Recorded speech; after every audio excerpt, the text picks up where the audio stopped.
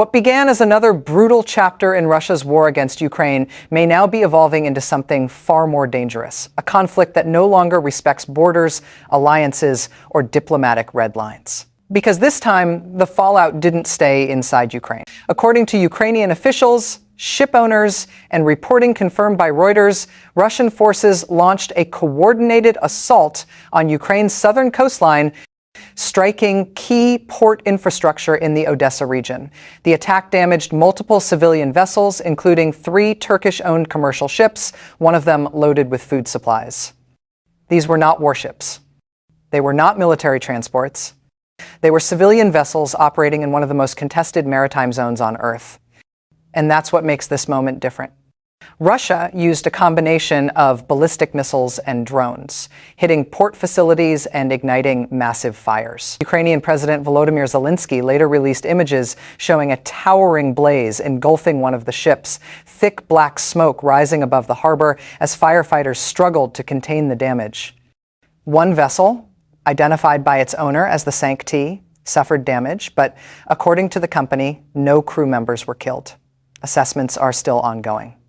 In a separate strike at the port of Odessa, Ukrainian officials confirmed that a civilian logistics worker was injured and a cargo loader was destroyed. Ukraine's deputy prime minister condemned the attack, stating clearly that Russia was targeting civilian logistics and commercial shipping, not military assets.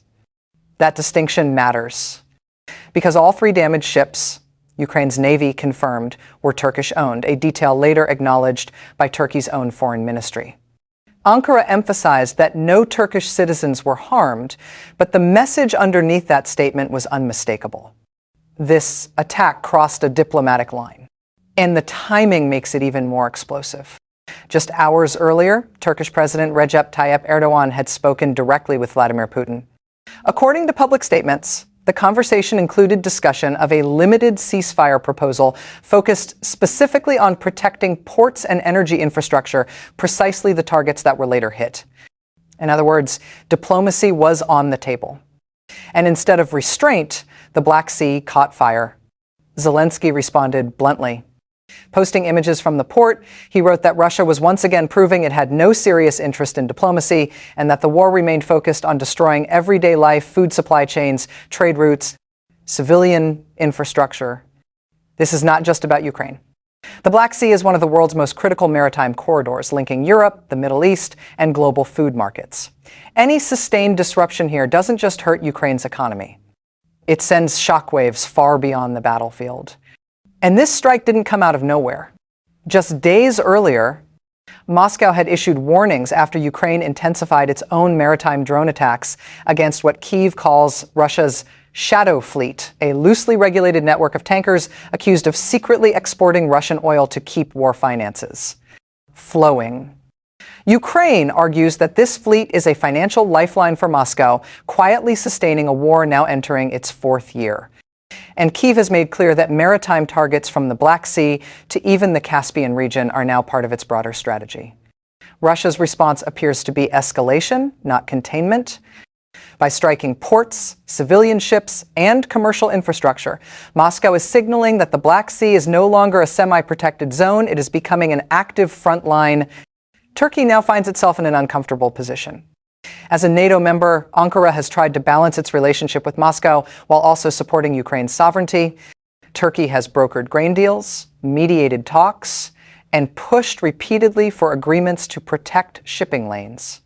Following this latest attack, Turkey renewed its call for measures to prevent further escalation, warning against attacks on navigation safety, energy facilities, and ports. But warnings don't put out fires. And the deeper concern here is what comes next. If commercial vessels owned by a NATO country can be damaged in a conflict zone shortly after direct leader-to-leader talks, what does that say about deterrence, about diplomacy, about the rules that were supposed to prevent this war from spilling outward? The struggle for control of the Black Sea is no longer theoretical. It is active, dangerous, and increasingly international. Ukraine's ports remain a vital economic artery for exports, for food supplies, for survival. Russia's shadow fleet represents an equally critical financial artery for Moscow.